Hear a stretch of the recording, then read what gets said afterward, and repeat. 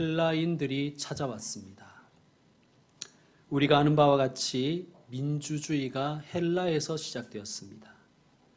그들의 종교는 다신교였는데 그리스도의 신들은 인간을 무척이나 닮았지요. 헬라 문화는 인본주의를 그 근본으로 합니다. 유월절을 맞아 예루살렘을 방문한 것으로 볼 때 이들은 유대교로 개종한 헬라인들입니다. 자신들의 전통과 문화와 철학을 버린 엄청난 결단이지요. 자, 그러면 유대교에서는 이런 이방인들의 개종을 환영했을까요? 그렇지 않았습니다. 우리 교회 같으면 교회로 찾아오시는 분을 쌍수들어 환영하겠지요. 게다가 등록까지 하시면 얼마나 고마워하겠습니까? 하지만 유대교에서는 그렇지 않았습니다. 유대인들은 매우 거만했어요. 이방인들이 개종하는 것을 막지는 않았지만 개종했다고 해서 그들을 형제로 받아주진 않았습니다. 이방인은 여전히 이방인일 뿐입니다. 별로 상종하고 싶어 하지도 않았습니다. 오늘 이야기의 배경이 되는 곳은 예루살렘 성전인데 예루살렘 성전의 경내는 크게 네 구역으로 나눕니다. 첫째 구역은 이방인들의 뜰이에요. 이방인들은 여기까지만 들어갈 수가 있습니다. 두 번째 구역은 여인의 뜰입니다. 유대인 여자들은 여기까지 들어갈 수가 있어요. 세 번째 구역은 이스라엘인의 뜰입니다. 정확하게 말하면 이스라엘 남자의 뜰입니다. 유대인 남자들은 여기까지 들어갈 수가 있어요. 마지막 네 번째 구역이 제사장의 뜰인데 여기부터가 실제적으로 성소입니다. 이방인의 뜰, 여인의 뜰, 이스라엘 남자의 뜰, 제사장의 뜰. 자, 엄격히 구분된 이 네 곳 중에서 20절에 나오는 헬라인들은 어디에 있었을까요? 당연히 이방인의 뜰에 있었겠지요. 그들은 예수님 뵙기를 원했습니다. 예수님은 어디 계셨을까요? 유대인의 뜰, 유대인 남자의 뜰에 있었습니다. 그렇게 계셨겠지요. 그래서 빌립에게 청한 거예요. 왜 빌립에게 부탁했을까요? 다른 제자들의 이름은 다 유대식 이름입니다. 그런데 빌립만 헬라식 이름을 쓰는 것으로 볼 때 빌립은 헬라어를 할 줄 알았던 것 같습니다. 그래서 빌립에게 부탁했습니다. 청탁을 받은 빌립, 예수님께 곧장 가지 않고 누구에게 갑니까? 안드레에게 가죠. 그래서 어떤 분들은 뭐 안드레가 예수님 비서다 이렇게 얘기하는 분도 있는데 그거는 좀 근거가 없고요. 빌립이 이 헬라인들의 청탁은 매우 의외적인 것이었기 때문이었습니다. 야, 이거 어떻게 해야 되냐? 저 개 같은 이방인들이 우리 선생님 좀 만나겠다고 하는데 이거 어떻게 해야 되냐? 둘이 고민을 했겠죠. 결론은 일단 예수님께 말씀을 드리자 하고 둘이 예수님께 가서 여쭙니다. 자, 그러면 헬라인들은 왜 예수님을 뵙기를 원했을까요? 예수님이 하신 대답을 통해서 그 이유를 우리는 충분히 짐작할 수 있습니다. 23절 읽어주세요. 시작.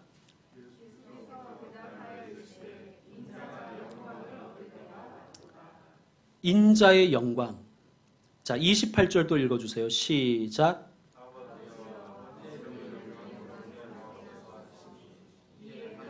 소리가 나서 이르되 내가 이미 영광스럽게 하였고 또다시 영광스럽게 하리라 하시니 아멘. 아버지 하나님이 받으실 영광. 바로 이것은 예수님께서 하나님의 구원을 실행하시고 그 계획을 성취하신다는 뜻입니다. 그러므로 지금 예수님은 구원에 대해서 얘기하시는 거예요. 하나님의 구원 계획에 대해서 말씀하시는 거예요. 헬라인들이 예수님을 만나고 싶어한 이유, 바로 그들이 원하는 구원에 대해서 질문이 있었기 때문입니다.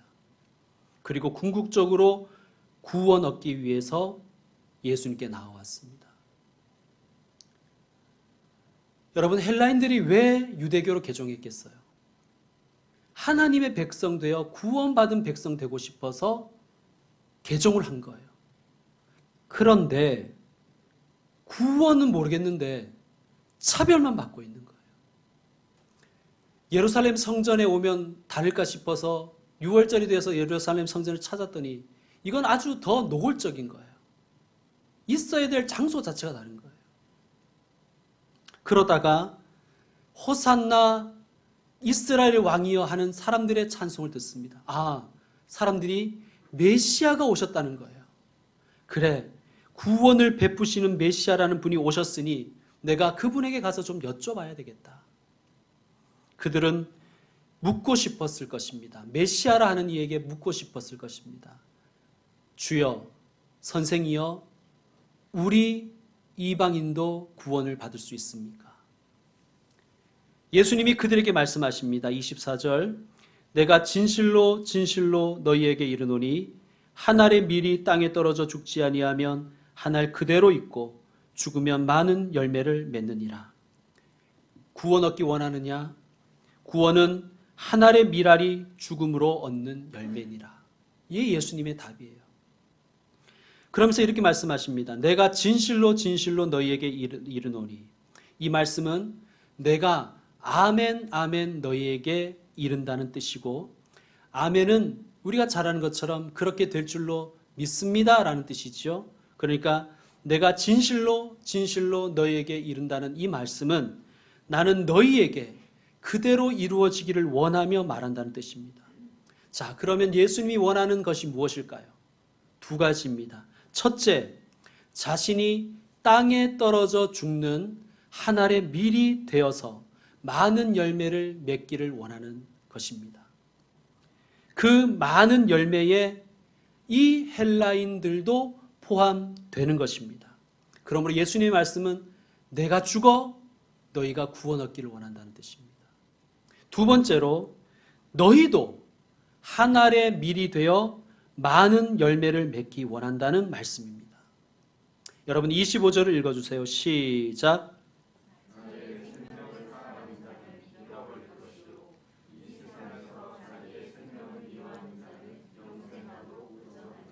아멘. 자기의 생명을 사랑하는 자는 생명을 잃어버리겠지만 자기의 생명을 미워하는 자는 생명을 영생하도록 보존할 것이다. 그러므로 자기 생명을 미워한다는 것은 한 알의 밀이 되어 땅에 떨어져 죽는다는 말씀과 같은 말씀입니다. 예수님은 땅에 떨어져 죽는 한 알의 밀이 되기를 원하셨습니다. 자기 생명을 미워하시는 길로 가시는 것이죠. 그것이 십자가입니다. 그리고 말씀하십니다. 26절에 사람이 나를 섬기려면 나를 따르라. 예수님은 우리도 예수님이 가신 그 길, 한 알의 밀처럼 땅에 떨어져 죽는 그 길, 자기 생명을 미워하는 그 길로 우리도 가기를 원하십니다. 왜냐하면 그래야 많은 열매를 맺기 때문입니다. 자, 여러분 26절을 다시 한번 읽어주세요. 시작.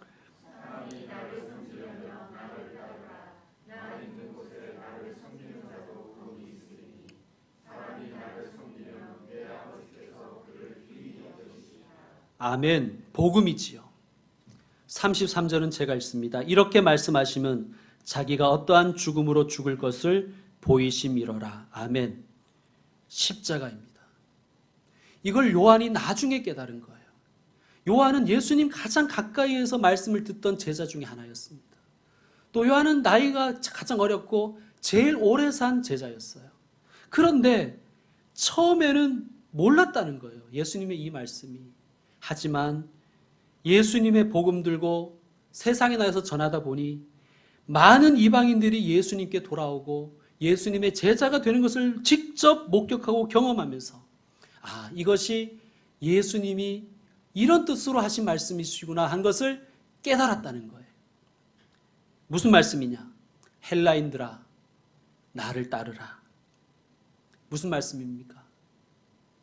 헬라인에게도 이방인에게도 구원의 문을 열어주셨다는 것입니다. 헬라인들아, 너희도 하나의 밀이 되어라. 나를 따르는 사람은 나와 함께 있을 것이다.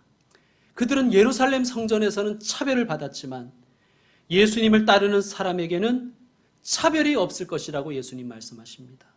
너희가 나를 섬기면 내 아버지께서 너희를 귀히 여기시리라. 예루살렘 성전의 유대인들은 너희를 발톱의 때만큼도 여기지 않았지만 하나님은 너희를 귀하게 여기시리라. 예수님의 구원이 전 인류에게 베푸시는 공평한 은혜임을 천명하시는 장면입니다. 자, 이들이 예수님의 이 말씀을 듣고 헬라 땅에 가서 땅에 떨어져 죽는 미랄이 되었을까요? 어땠을까요? 저는 그들이 아멘하고 갔으리라 믿습니다. 사랑하는 성도 여러분, 주님은 우리가 구원을 위해서, 구원받기 위해서 땅에 떨어져 죽는 미랄이 되셨습니다. 여러분, 이것이 우리가 받은 최고의 은혜가 아닙니까? 은혜의 예수님께서 우리에게 말씀하십니다. 너희도 하나의 미랄이 되거라. 내가 진실로 진실로 아멘 아멘 너희에게 원한다. 나는 너희도 나처럼 되기를 원한다. 나를 따르라. 무슨 말씀입니까? 예수님처럼 하나님의 나라를 바라보는 사람, 그래서 하나님의 나라의 복음을 전하는 사람, 하나님의 은혜와 복을 나누는 축복의 통로, 그래서 나만 잘 먹고 잘 사는 것이 아니라 이웃과 사회를 복되게 하는 사람 되기를 하나님은 원하십니다. 성도 여러분, 열심히 일하십시오. 그리고 나누며 사십시오. 그것이 하나님의 뜻입니다. 여러분, 세상 사람들은 공부해서 남주냐고 하지만 우리 그리스도인은 공부해서 남주기 위해서 공부하는 것입니다. 우리는 하나의 미랄이 되어야 됩니다. 여러분, 이게 쉽지 않죠. 말로 하니까 쉬워 보이지만 이게 쉽지 않지 않습니까? 쉽지 않으니까 예수님은 뭘 하셨냐 하면 기도하셨어요. 여러분, 쉽지 않은 길이라서 예수님은 기도하셨는데 우리는 기도도 안 해보고 그건 안 된다고 생각해버리는 거예요.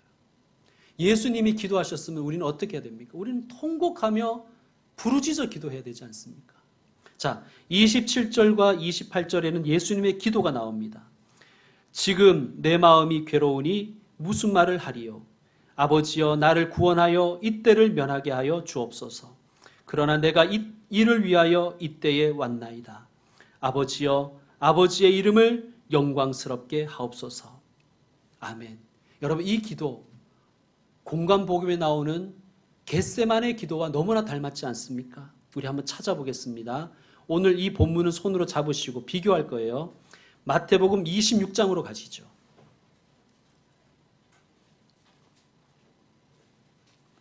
마태복음 26장 37절, 8절, 9절 세 절 말씀입니다. 37절에서 39절 찾으셨습니까? 마태복음 26장 37절에서 39절 우리 합독하겠습니다.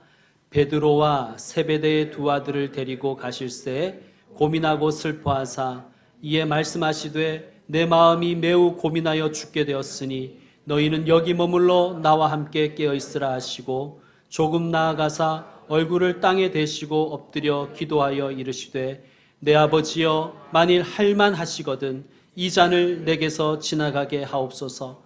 그러나 나의 원대로 마시옵고 아버지의 원대로 하옵소서 하시고. 아멘. 비슷하지요. 오늘 본문 요한복음의 말씀과 비슷합니다. 그 기도와 비슷합니다. 첫째, 뭐가 비슷하냐? 자신의 심경을 솔직하게 하나님께 아뢰입니다. 요한복음에서는 이렇게 기도하십니다. 지금 내 마음이 괴로우니 무슨 말을 하리요? 겟세마네에서는 어떻게 기도하셨습니까? 내 마음이 매우 고민하여 죽게 되었으니. 여러분, 하나님 앞에 솔직하게 기도하십시오. 솔직한 기도가 가장 좋은 기도입니다. 그런데 솔직한 기도로만 마친 게 아니에요. 자, 두 번째, 기도의 전반부는 이렇습니다. 요한복음은 아버지여, 나를 구원하여 이때를 면하게 하여 주옵소서. 하나님께도 솔직하지요. 겟세마네에서는 어떻게 기도하셨습니까? 내 아버지여 만일 할만하시거든 이 잔을 내게서 지나가게 하옵소서. 이 기도를 하시고 예수님은 오랫동안 힘들어하셨을 것입니다. 그래서 공간복음 읽어보면 땀이 피가 되어 흘렀다는 거예요. 이 기도를 하시고 예수님은 깊은 하나님과의 교제 속으로 들어가셨습니다. 그리고 기도를 결론 내십니다. 요한복음은 이렇게 결론 나셨습니다. 그러나 내가 이를 위하여 이때에 왔나이다. 아버지여 아버지의 이름을 영광스럽게 하옵소서. 아마 그러나까지 많은 시간이 지나갔을 것입니다. 아버지 이 잔을 내게서 지나가게 해주세요. 그러나 바로 이렇게 하신 게 아니라 기도 1분 만에 끝내버린 게 아니라 우리처럼 30초 만에 끝내버린 게 아니라 누가 볼까 봐 그냥 이러고 끝내버린 게 아니라 아버지여 내 마음이 죽게 되었으니 나를 구원하사 이때를 면하게 하옵소서 기도하시고 아마 힘들어 하셨을 거예요. 한참 동안. 그리고 나서 기도의 결론을 내시는 거예요. 그러나 내가 이를 위하여 이때에 왔나이다. 아버지여 아버지의 이름을 영광스럽게 하옵소서. 겟세마네에서는 어떻게 기도하셨습니까? 그러나 나의 원대로 마시옵고 아버지의 원대로 하옵소서. 여러분 우리도 그렇게 기도하십시다. 그렇게 기도하시면 기도가 응답됩니다. 하나님께서 예수님의 기도를 응답하셨어요. 그 응답이 28절 뒷부분입니다. 요한복음 본문 이에 하늘에서 소리가 나서 이르되 내가 이미 영광스럽게 하였고 또다시 영광스럽게 하리라 하시니 아멘. 여러분 이 하늘의 소리를 29절을 보시면 어떤 사람은 천둥 소리로 들었고 어떤 사람은 천사의 말로 들었습니다. 천사의 말이라는 것은 그냥 신기한 소리 이 정도로 생각하셔도 됩니다. 유대인들의 문화에 있어서. 물론 하나님의 사람은 하나님의 음성으로 들었을 것입니다. 성도 여러분, 영적인 귀가 없으면 하나님이 말씀하셔도 잡소리로 들어버립니다. 그냥 천둥 소리겠지. 낯선은 그냥 잘 모르는 소리네? 그렇게 생각해 버릴 겁니다. 그러나 영적인 귀가 열리면 천둥 소리 가운데서도 하나님의 음성을 들으실 것입니다. 저와 여러분에게 영적인 귀가 열리기를 축원합니다. 성경을 통해서, 설교 말씀을 통해서, 혹은 자연을 통해서, 일상에서 만나는 사람과 사건을 통해서 하나님의 음성을 듣는 자가 복된 줄로 믿습니다. 31절, 32절, 요한복음 12장 31절, 32절 읽어주세요. 시작.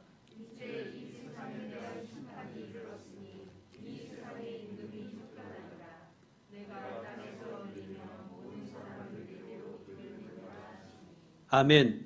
이 말씀에 대한 해석이 33절입니다. 제가 읽겠습니다.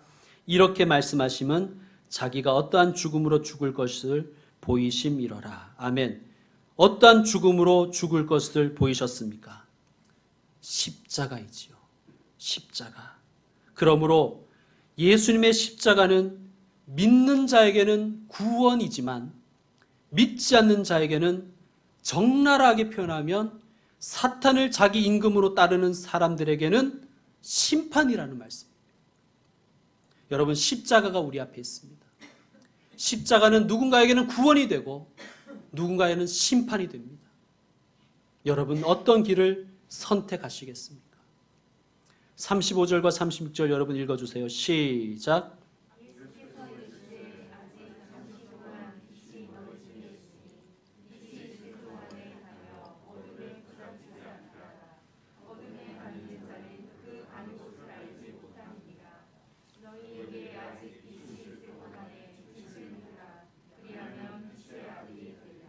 아멘. 우리 인생이 짧지요. 이 짧은 인생, 이 인생길에서 빛에 붙들려 사는 사람이 있고 어둠에 휘둘리며 어둠에 붙잡혀 사는 사람이 있습니다. 예수님이 우리 모두에게 초청하십니다. 빛을 믿으라. 그리하면 빛의 아들이 되리라. 여러분 어두운 방 안에서 촛불을 밝히면 어떻게 됩니까? 밝아져서 그 방 안을 볼 수가 있습니다. 그런데 밝은 햇빛이 들어와 버리면 어떻게 됩니까? 촛불은 켜두나 마나가 되는 것이죠. 여러분, 이 땅에 많은 촛불들이 있습니다. 철학, 윤리, 사상, 학문, 수많은 스승들이 있지요. 그들은 어쩌면 작은 촛불입니다. 들어보면 들을 만한 내용도 있고 우리 인생의 이정표로 삼을 만한 것도 있습니다. 그러나 예수님은 그 촛불과 비교할 수 없는 태양빛 같은 빛이십니다. 모든 철학과 사상과 윤리와 학문과 스승과 선생들을 압도하십니다. 왜냐하면 예수님은 생명의 빛이시기 때문입니다. 예수님은 우리에게 소망을 주시는 빛이시기 때문입니다. 죄와 사망이라는 어둠 속에 있는 자를 구원하시는 구원의 빛이십니다. 여러분, 그렇다면 어떤 빛을 믿고 살아가야 되겠습니까? 빛이 너희 중에 있으니 빛이 있을 동안에 다녀 어둠에 붙잡히지 않게 하라. 무슨 말씀입니까? 이 세상에서 빛을 믿고 빛과 함께 살아가라. 어둠에 다녀 어둠에 붙잡히지 말아라. 여러분, 어둠에 다니면 어둠에 사로잡힙니다. 그런데 중요한 것은 어둠은 결코 빛을 이길 수 없다는 것입니다. 믿으시길 바랍니다. 여러분, 짙은 어둠이 아주 작은 촛불을 꺼뜨릴 수 있습니까? 강하고 짙은 어둠조차도 그 한밤도 촛불을 꺼뜨릴 수는 없습니다. 그러므로 빛 되신 예수님을 영접하십시오. 매일매일 빛이신 예수님과 함께 교제하고 동행하십시오. 그러면 태양보다 밝은 빛이 되신 예수님이 우리를 인도하실 것입니다. 그리고 중요한 것은 우리도 빛된 존재가 된다는 것입니다. 이제 말씀 마무리하겠습니다. 예수님께서 빛을 믿으라 라고 하십니다. 영어 성경을 보니 believe in the light라고 되어 있더라고요. in이라는 전치사가 있어요. 영어에서는 나는 그를 믿습니다를 두 가지 표현으로 할 수 있답니다. I believe him도 있고 I believe in him도 있습니다. 차이가 뭘까요? I believe him은 나는 그의 말이 사실임을 믿는다는 거예요. 인격과는 상관없습니다. 그의 인격과 아무 상관없습니다. 그냥 그의 말이 사실인 건 믿는다는 거예요. 그런데 I believe in him은 나는 그의 인격을 믿는다는 뜻이에요. I believe in God은 나는 하나님을 믿는다인데 과학적이거나 논리적이라서가 아니라 하나님의 인격을 신뢰하기에 하나님을 믿는다는 거예요. 하나님의 사랑을 알기에 하나님을 믿는다는 뜻입니다. 그러므로 believe in에서 왜 in을 썼는지를 생각해 보니 믿는 자가 믿는 대상과 인격적으로 하나 되기를 원하기 때문이라고 생각합니다. 여러분, 예수님 말씀하십니다. 빛을 믿으라. 그리하면 빛의 아들이 되리라. 성도 여러분, 저와 여러분, 빛 되신 예수님을 믿으십시다. 그러면 빛의 자녀, 예수님의 자녀가 될 줄로 믿습니다.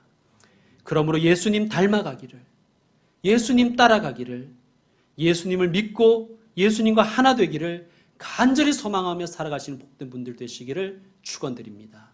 기도하겠습니다.